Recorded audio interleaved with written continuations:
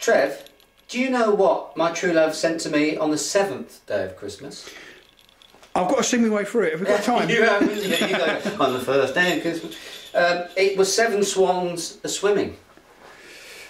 I remember, 6 geese a laying, 5 gold rings, 4 calling birds, 3 French hens, 2 turtle doves and a partridge in a pear tree. I'm not bad, is it? Oh, that's actually very good, Trevor. Welcome everyone to this Sunday edition of... Oh, yeah, and by the way, Trevor's been going on for several episodes now. He wants you to point, or me to point out, the Rupert Annual. So any English people of a certain age. Yeah, you'll understand. From Daily Express, this is... How old is this, Trev? That one's from 64. 64. So this is real retro stuff here. Fantastic. Rupert the Bear. Everyone knows his name, of course, don't they, Trev? Huh? Rupert. Anyway, enough of that. It's Sunday. Laid back Sunday, I think, Trev, don't you think? Absolutely. You know, because it's been, what, last night was a bit heavy? Probably. Could have been. Yeah, could have been. So we're going to take it easy today with this beer. Got a ride home in this really nice taxi. Went woo woo woo. Actually, I'm laughing, but I'm not surprised. This is the beer that we're going to be trying today. It is from Visby, from our good friends Spendrups. I've never seen kind of Visby spelt with a W. Sorry to interrupt. I've never seen Visby spelt with a W. Oh, it's always like this. Gotlandsbryggeri. This is kind of like the craft arm of Spendrups, I think it's fair to say. Know very little about the beer, so I'm going to do what I do when I don't know anything about anything, which is most of the time, to be quite honest with you, Trev. I'm going to read the back label. I know it's 6% in terms of alcohol. It's a dark beer that Johan Spendrup, who is the brewmaster at Gotlandsbryggeri, says himself has 5, count them, 5 different times of...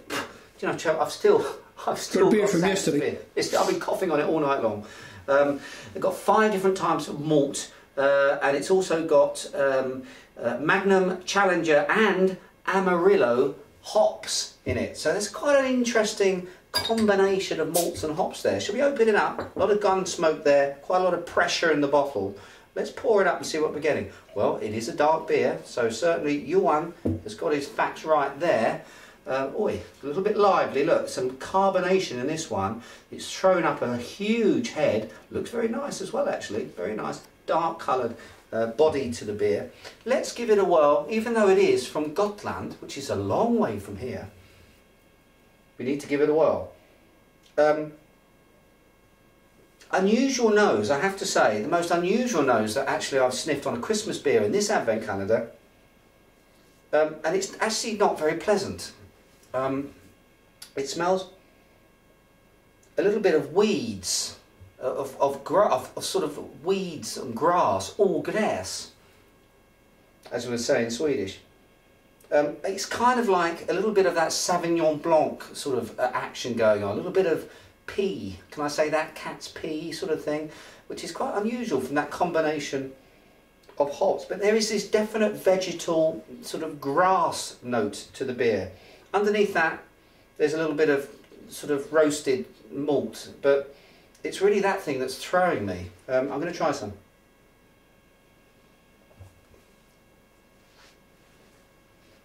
Very thin, and yeah, there's a little bit of bitterness, but it's very discreet. I think that's a polite way of saying I'm not impressed, Trev. I have to say, I'm feeling a little bit low now on this Sunday. I was hoping this would be the remedy, but it's not. This is actually a very thin, strange smelling Christmas beer. And I had a really good one, I seem to recall, last year, which is why I'm a little bit disappointed. I'm just not liking this at all. There is something wrong with it. It really does have this very strange off aroma that I really don't like. And in terms of the body, very, very thin, very, very watery. The malt structure's just not there. Although it's got 5 different types of malt.